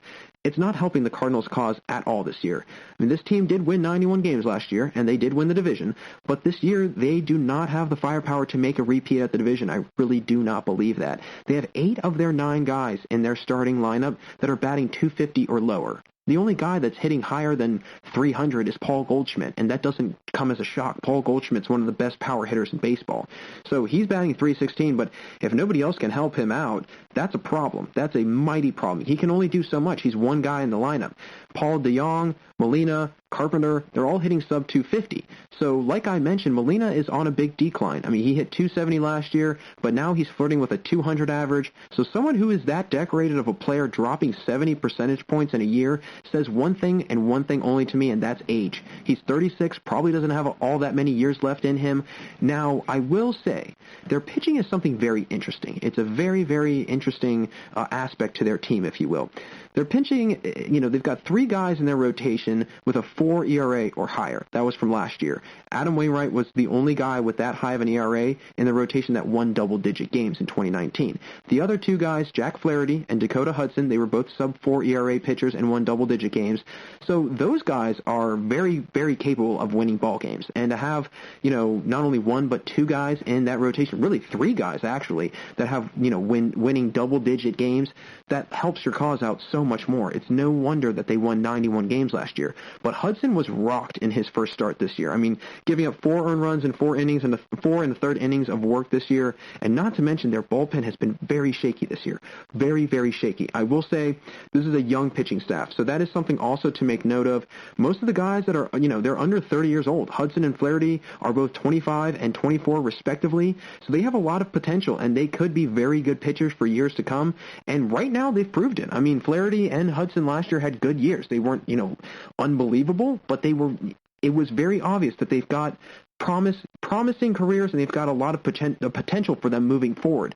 But like Milwaukee, they have a lot of ground to make up, and if they can't get things going when they get back to playing, this is going to be a really long year for St. Louis. And honestly, I don't think that city and that team and that organization is very used to that. They're not used to being kind of a bottom-barrel team. Now, I could be way off on this, but they've only won 2 games so far, and with games now being canceled for them, now they're kind of in a little bit of a pickle because they're under 500, and now they only have, a certain amount of games cut off from them being able to make any sort of comeback and making any sort of, bounce back, if you will, from this very slow start they're having. So I see them in 4th place this year. And the 5th place team, this pains me to put this team in the basement of the division because although I'm not a fan of this team, a lot of my friends are. I live in the city that they play in, and that's the Pittsburgh Pirates. This team is just a big head shaker. I just can't wrap my head around half the things that they do. It really puzzles me. They make foolish base running mistakes, bad bullpen pitching, not very good hitting, and not to mention they had one of the worst second half collapses of all time last year. Just watching that every day, being able to watch the Pirates on TV every day last year and watching their collapse in that second half of the season, that was just awful to watch. It was just every day. It was like, what in the world are they doing? It was almost like they were trying to lose. It was unbelievable. And again, this is a team that a lot of people, I think, forget. They were in 2nd place last year at the All-Star break. That's what's mind-blowing. After the All-Star break, they went on to win only 4 games in their first, 30 or so back from the All-Star break, which, again, is beyond atrocious. That is terrible. Now, looking at their lineup, and it's very puzzling right now. It is very puzzling. Numerous guys are hitting in the 100s. We've talked about guys that are, or teams that have a lineup that are hitting, sub 250. This is a lineup that's hitting sub 100 in some cases. They're hitting, 183, 175. The only one guy, there's no one in their lineup there's only, one guy with a higher than 800 OPS in their starting 9. So right there, that's telling me that they just have no offense at all. I will give Colin Moran a lot of credit. He's been moving, around in and out of the field and into the DHing spot a lot because of that new universal DHing, and his fielding's a little iffy, but he's a very good hitter. And I think he's had a heck of a start this year. He's leading the majors in home runs with 5. He's got a 1.260 OPS.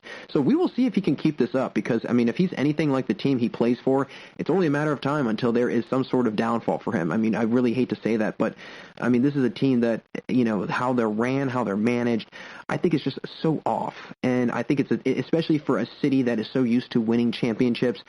That's why the Pittsburgh's called the City of Champions. But the Pirates, that's kind of like the one misnomer, if you will, in Pittsburgh sports. You got the Penguins, you got the Steelers, and then it's just like, what are the Pirates doing?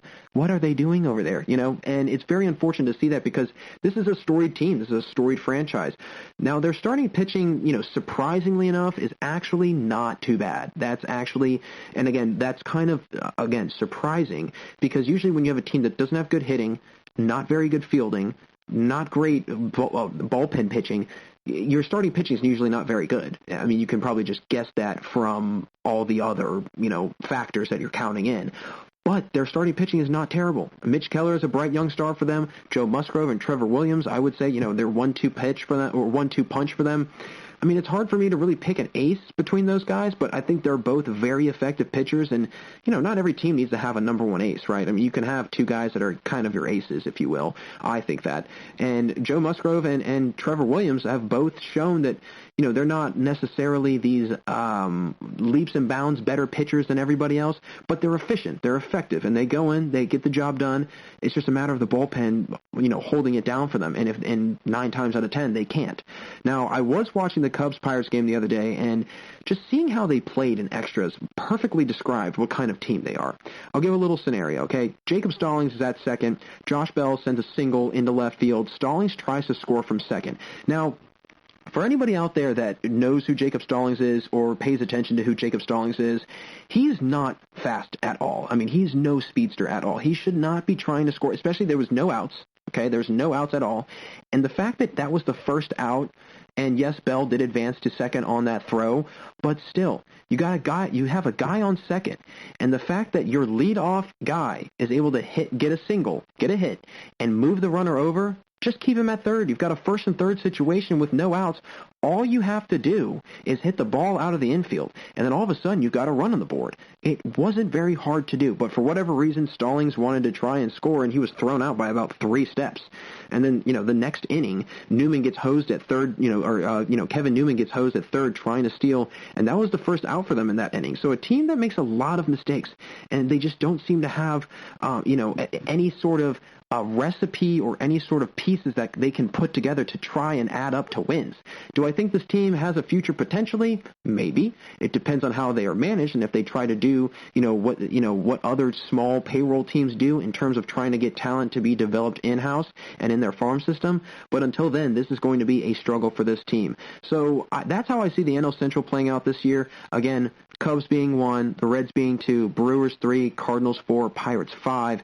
It's going to be a very interesting year for this division, especially with 2 of the teams now having games being canceled. It's another division, and it's just 2 more teams that have been affected by this. So we will see what happens.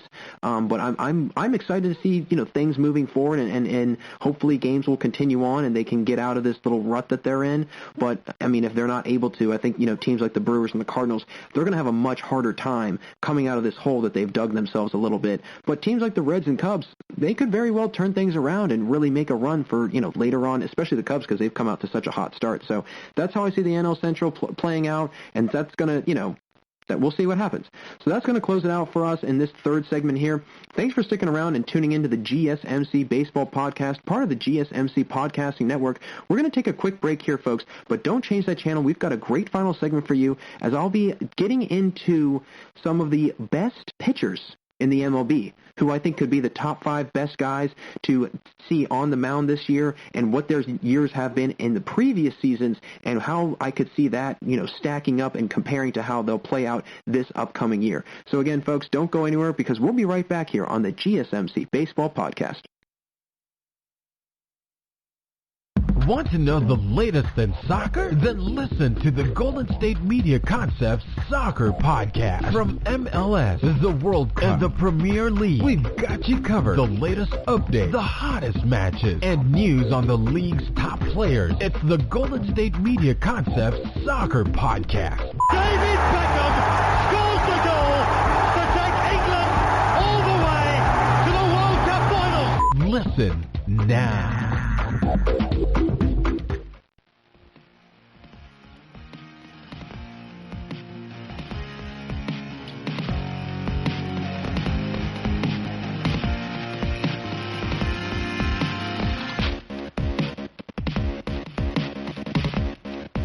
Hey everyone, and thanks for sticking around for the fourth and final segment here on the GSMC Baseball Podcast. Jack Ridenauer is still here, and in our last segment, I jumped into the breakdown and prediction of this year's NL Central. I shared which teams are going to land in the final standings and how I really see the division shaking out. In our final segment here today, I'm going to get into a ranking of my top 5 pitchers in the MLB this year and which guys I could see being dominating guys in the league and what their careers have been and what their numbers have been in the past. There's a lot of guys in the league that I could see being big-time performers and really guys who've been wheeling and dealing so far this season. So my number 1 pitcher this year so far that I think is going to be the best pitcher in baseball this year, Garrett Cole. I mean, he has been unbelievable, one of the biggest offseason signings that I can personally remember, especially out of a pitcher.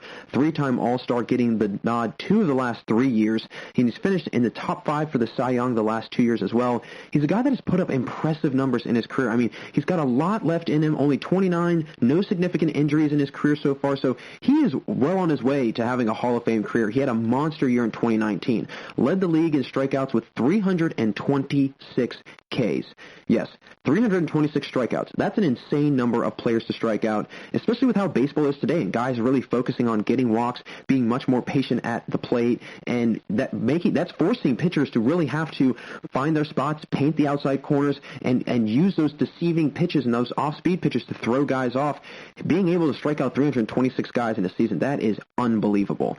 And having those kind of numbers, not to mention that he's struck out, people in the high 200s, low 300s the last couple of years, doesn't ever walk, more than 50 guys. High strikeout, low walk guy, and that's going to be a theme for a lot of these pitchers that I'm going to mention because they're just very efficient. They're very good at getting out ahead of the at-bat, getting out ahead in the count, and being able to put guys out, pretty efficiently. I mean, if he's, been a Cy Young and an MVP candidate, I mean, if you got one of those players all in one, not to mention someone who's increased his strikeouts each year, that's a gem. That is an unbelievable piece to have in the entire rotation and the entire team. And really, I mean, Garrett Cole is I would say, the face of that rotation for the Yankees. He is the ace, but he carries so much weight with him as an ace that, it's okay if they've got 2 or 3 other okay guys, because at least they know that Garrett Cole's going to be around and they're going to be able to get wins when he's out on the mound. Funny thing about him, he used to be a Pittsburgh Pirate, and when he,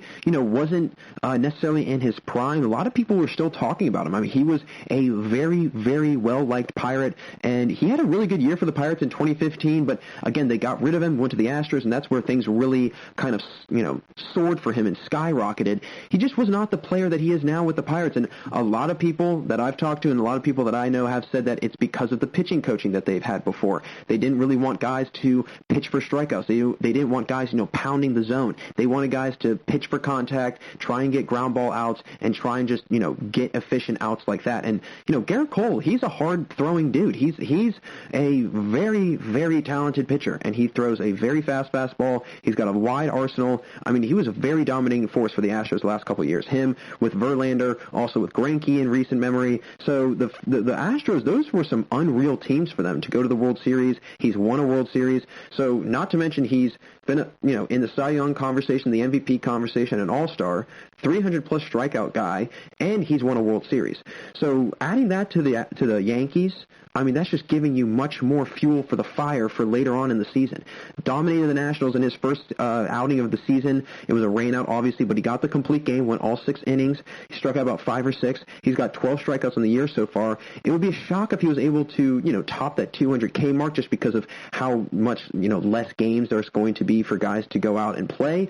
But he is very capable of it. And if he's able to have, the season that he had last year, if he's able to put together a little bit of a run that he's already put together for the first 2 games that he's pitched this year, he could very well, top that 200K mark. I really do believe that. I think, him and the next guy that I'm about to mention, they're really the only guys that I could see potentially, maybe, getting that 200 strikeout mark. Maybe a couple of the other guys on this list, but definitely these first 2 guys for sure. Now, my second top 5, my second pitcher in the top 5 list, I should say, Max Scherzer. I mean, he is a top 2 pitcher in the NL. I mean, he's a top 2 pitcher in the league, really. I mean, he is incredible. Between the velocity he gets on his fastballs, the movement he has in his off-speed pitches, not to mention, I mean, he throws those off-speed pitches with some speed. So that thing is coming in fast, and it's diving, or it's sinking, whatever it's doing. That's really hard to do. And his ability when he, is able to contain himself in the opening innings, he is able to go very deep into games. And that, again, is something that you don't see out of a lot of guys that are, high strikeout, hard throwers. They're usually tapping out around the 5th, 6th, maybe 7th inning. But he's got the durability. He's got the ability to go the distance, really. I mean, he throws quite a bit of complete games. He's been up there, for the most innings pitched 2 of the last 4 years. He's led the league in it. So he's a ton of durability. And he's got a lot of stamina. I will say the one thing I worry about him, he surrenders a lot of home runs. And as a starting pitcher, he also tends to give up a lot of runs in those opening innings of games, which is, as a team, you never want to have your starting pitcher give up runs early on in the game. It puts you at a little bit of a deficit, and then, it puts the pressure on your hitting to have to respond, especially if it's that early on in the game. It kind of sets the tempo for the rest of the way. But once he settles down after those runs, I mean, he's able to just get into a groove, and it's just really working out the kinks, I guess, in those first couple innings, or that first inning or 2, that seems to be kind of an issue for him. Once he's able to work through that, then he really settles down, and that's when we see, Max Scherzer at his best. He's also a guy that gets a ton of wins as a pitcher. I mean, he led the league in wins in 2018, 2016, 2014, and 2013, and he's won at least 11 games for 9 straight years. Never has had a losing record, so he is incredibly efficient as a starter. So if you're a Nationals player, if you're in that organization or in that dugout, you have a lot of confidence in Scherzer when he's going out on the mound and being able to perform and get a W for your team. I would put all my chips over in Max Scherzer's corner any day of the week. He also has a streak of consecutive 200-plus strikeout seasons with 8 right now. And I think that if, again, like I mentioned, if he's able to have any type of season that he usually has, and he's efficient in each single start that he gets, that's the other thing. These guys have to come out and perform their best each time they're on the mound. They can't just have one bad outing, because one bad outing will just set them back a little bit. And they're already going to be contained, or they're already going to be limited as to how many starts that they're going to be able to get on the mound. So one start, two starts that aren't very good are going to add up in the long run. In his start against the Yankees, he did get rocked early on, kind of typical Max Scherzer. But per usual, he was able to settle down, and he wound up striking out 11. So a high strikeout, low walk pitcher who's great durability and can go the distance in each and every start he makes. He's someone I think that is going to be one of the most elite pitchers in the league this year, and by far he is a future Hall of Famer. No question about it. Now, the third guy I want to get into, this guy has been making noise the last year or two, and I think that this is the year he really blows up, and that's Shane Bieber. I know I've mentioned him before, but with the year he's had so far and the year he had last year, he's on a gradual ascent, and he really can have a huge season if he's able to put together the type of performance that he did last year. I mean, he had 259 Ks a year ago. He's already had 2 outings this year where he's had 13 strikeouts in one and 14 in another, and he set a record for the most, or tied a record for the most strikeouts in a span of 2 starts of the opening, to open the season. And that's incredible. I mean, 27 strikeouts in 2 games. That is a wild amount of strikeouts to have, not to mention like hardly any walks. So he's able to keep those walk numbers down. He only had 40 last year. That's a constant theme amongst these guys, and the ability to keep their strikeouts very high, high, and their walks really low. They're able to get guys out quickly, efficiently. They can move through innings. He's also leading the league right now in innings pitched with 14. So he's an average strikeout. On average, he's striking out 13 plus guys in 7 innings of work just about this season. That's pretty unbelievable, if you ask me. I mean, not to mention he's 25 years old, so he's an entire career ahead of him. I mean, he's got all the time in the world to be groomed, to grow, and to improve. And he could be the saving grace for Cleveland. I mean, they don't really have any sort of big-time pitchers. They lost Corey Kluber. So Shane Bieber is very well on his way to being, I mean, he pretty much is the ace of that team right now. No question about it. Again, he's young, 25 years old. He's got the entire career ahead of him. And if he's able to put together any sort of season that he did a year ago, this year, and for coming years, not only is he going to have a very, very long-lasting career, but he's going to make the Indians a very, very successful and a very, very dominating team for years to come. My fourth guy this year, I think that people might be shocked that I have him fourth and have Bieber ahead of him, but just with how Bieber has been playing, it's hard to not ignore that, right? Jacob deGrom. I mean, he's been absolutely on a roll this year and really the last couple of seasons. I mean, the guy's had back-to-back Cy Young years, led the majors in ERA with a 1.70 ERA in 2018, led the NL last year in strikeouts, only gave up 19 home runs, 44 walks last year. He's added a lot of velocity on his fastball, touching 101 so far this year, which in this shortened season, having a starter throw that hard is a great thing, but also personally a worry for me. I would just worry about him, either burning out towards the end of the year or getting hurt, but again, he's a guy that is built to throw hard, and he has that durability like Scherzer does.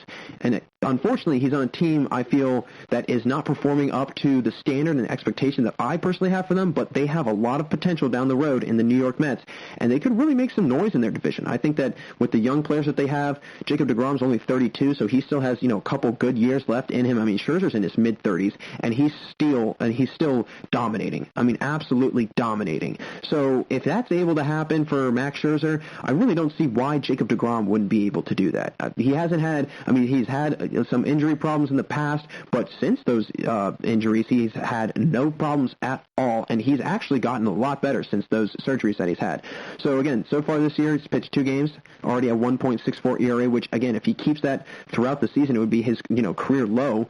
He's also, like I mentioned, 32, still in his prime right now. He's still got many years ahead of him. If he can stay healthy and if he doesn't wear himself out during the season, he's very well on his way to making another Cy Young run. He could win it for the 3rd year in a row. But again, the other 2-3 guys that are ahead of him, they're definitely going to have their hands full themselves. They're definitely going to be ones that are going to be knocking at the door, no question about it. And so we'll see if Jacob deGrom can continue on that strong streak, but I think he will. I have a lot of faith in deGrom. Not to mention, I mean, the guy being able to throw 101 miles an hour as a starting pitcher, that's something that you don't see a whole lot. You usually see it out of relief guys. You usually see it out of closers because those guys are 1-2 inning guys. They're able to throw as hard as they possibly can without having to worry about getting tired or sore because they know they're only in there for that 1 inning. Now, Jacob deGrom, again, he's a different case. But because of his height, because of his reach point, that's the scary thing about him, too. He's got such a long reach. Him, Cole, and the guy that I'm about to mention, when they they release that ball, it's almost like their hand is extending towards the plate, and they're almost reaching out towards the batter. And so it gives them even less time to react to a ball that's already coming in at 100 and some miles an hour, and you don't know where it's going. You have no idea if it's going to move or if it's not going to move. And that's, again, if I'm a hitter, it's what's going to happen. What's he going to throw and where is it going to be? So he's my fourth pitcher in the top five. Now, rounding out my top five, this is a pitcher that, it might come as a surprise, but I put this guy on this list because he's incredibly dominant when he's healthy, and he's also, again, the last couple of years, he started to get a little bit more notoriety, especially last year, and that's Tyler Glasnow. I think that he's got so much room to grow. He's got all the potential in the world. He came over to the Rays in a 2018 trade with the Pirates, and the Pirates fans that still to this day talk about it, they've had a very hard time processing it because they are still not, happy with how Archer has come over and performed. They're not happy that they gave up Austin Meadows in that trade. That was probably one of the biggest miscues in the recent Pirates history, I would probably say. That and probably getting rid of Garrett Cole. Those are two moves that if you kind of sit back and wonder, I wonder what would happen if they were to kept, Glasnow, and if they were to kept Cole, and if they were to kept Meadows. Who knows what kind of team the Pirates would be? Who knows? I just got done talking about the NL Central. I ranked them last. I might be talking about them being in third. Who knows? But we will never know because they got rid of those guys. But, what stands out to me about him, Glasnow, is his size. He's 6'8", which is very tall for a pitcher. And to have that downward angle, and he's got a wide variety of pitches as well, it makes him especially dangerous. Now, last year, his season was cut short. He did have some injuries. He only pitched about 67 2/3 innings, but in 7 starts, he was 6-1. He struck out 76 guys, and when he was with the Pirates, a lot of people said that he was very talented, but he just wasn't used correctly. Very similar to how Garrett Cole was, just not used in the proper manner at all. Also, Glasnow used to come out of the bullpen some. He would be a bullpen guy, sometimes in the rotation. Now he's mostly a rotation guy, so he's completely in a new role now with Tampa Bay, not to mention he's with a contending team. So that always also adds to it and helps out some too. Tyler Glasnow is going to be around for quite some time, and I think people need to get used to his name because I think he's going to be very, very good for years to come. And he's off to a really good start this year so far. Through first 2 games, he's pitched 14 Ks, 5 walks. He's gone, 8 2/3 innings, which out of the 5 guys on this list, he is the only one who I see as not being a big late inning guy, rather someone that will come in and give you 5, 6 really great innings of work. He does draw a lot of comparison to DeGrom. Like I mentioned, they're 2 hard-throwing pitchers in the league, taller, have a lot of downward angle on their fastball. Same thing with Cole. That's, again, a constant theme. When you're that tall and you're already on an elevated surface like the mound, it makes it so much easier for you to, it's almost like you're just throwing the ball into the ground if you're just an average height person standing on flat ground. Being able to be that tall and have that much height and that much elevation and that much, distance between you and the plate and being able to extend your arm out, I saw something that Glasnow's got like an 8-foot wingspan or something like that. And that sounds like something out of that an NBA player would have. Having that long of a reach, again, that throws things off for batters because a ball comes in very late and you don't see it moving well, you don't see it cutting in on you, you don't see it, going away from you, you don't see it curving, you don't see it dropping until the very last second, very, even less time to react than if it was just a normal, maybe 6', 6'1" pitcher. Being 6'8" and having a wingspan of 8 foot, that is hard to react to. And again, he gets a ton of movement on his fastball, which is always a tough thing for hitters to hit. And having movement on a ball that is already coming in hot, that is tough to put the bat on. That is very challenging to do. He's got a rising fastball that's just going to, it soars. You see that thing coming in and all of a sudden it's up at your face and you're just like, whoa, but you've already swung and missed. So he gets, having that movement, not to mention he's got a lot of movement in his off speed. I would say out of these 5 guys, him and Scherzer, in my opinion, have the most wide range arsenal of pitches. I think Cole does too, and yeah, DeGrom does, and Bieber does to some extent, but Scherzer's got such a mean changeup. His curveball just drops like it's nothing. Same thing with Glasnow. He's got such a wide range of pitches that he can throw to guys, which again makes him even more dangerous. Because if you're able to have 2, 3 pitches, yeah, that's great. But if you're able to have 4 legitimate pitches to go to as a starting pitcher, you're just that much more, you're that much harder to hit as a pitcher, and that is always making things much challenging for teams. Now, he can be a really good pitcher, and I think that, he's got a little bit of a makeup between Scherzer. He's got a little bit of Cole in him. He's got a little bit of everything. He's got a little bit of DeGrom. He's got the height of DeGrom. He's got the speed and velocity of like Cole and DeGrom, I would say. He's got the arsenal of Scherzer. So he's a nice blend of all of those guys put together, and I really do think that if he stays healthy, that is going to be a big thing for him, because I remember last year when he first came out of the gate just on fire. Him and Meadows were the talk of the town down in Tampa Bay and in Pittsburgh, because there was always comments of, man, they're off to incredible starts. Imagine if we had them on the Pirates. And Glasnow, unfortunately, getting injured, I mean, that really derailed, I think, his progression that year. I think he was on his way to an all-star year. I think Meadows was an all-star last year. So having Glasnow back this year, healthy, and he's added some pitching to his wide variety that he's already has, I mean, he's just going to be that much more dangerous this year. So those are the 5 guys I see being the top pitchers in the MLB. I think there are a lot of pitchers that are going to have good years, but these 5 guys, I mean, they've been very good in the past years. Some of them have started to bubble to the surface a little bit more recent, but again, they have the makings of being some of the best pitchers in the league this year, and really for many years to come, in all honesty. So, folks, that's going to wrap it up for us today. Really appreciate you all tuning in, sitting down, joining me. It was a really good segment. Went over a lot of stuff, a lot of COVID cancellations, predictions, playoffs, divisional breakdowns, top 5 pitchers, all of the sort. It was really great to have you all. And as always, I hope that you all, keep tuning in, keep checking out. Thanks for listening to the GSMC Baseball Podcast, brought to you by the GSMC Podcast Network. And as always, I'd like to ask you to please remember to subscribe to the show and write a nice little review. That really helps us. We're always looking for feedback. We're always looking for ways to improve and get better. So anything that you all out there as the listeners and the fans have to share with us, please do not hesitate. Let us know, because, again, we're all about just trying to improve and be the best that we can be at our jobs. Also, if you can please follow us on Facebook, Twitter, and Instagram, that would be awesome. We want to just keep you all up to date, informed, and also just shoot out some fun tweets about anything or some fun posts about anything. Just try to keep you all as listeners engaged and wanting more each and every single day. Thank you again, as always, from the GSMC Baseball Podcast, and until next time, have a fantastic day. You've been listening to the Golden State Media Concepts Baseball Podcast, part of the Golden State Media Concepts Podcast Network. You can find this show and others like it at www.gsmcpodcast.com. Download our podcast on iTunes, Stitcher, SoundCloud, and Google Play. Just type in GSMC to find all the shows from the Golden State Media Concepts Podcast Network, from movies to music, from sports to entertainment, and even weird news. You can also follow us on Twitter and on Facebook. Thank you, and we hope you have enjoyed today's program.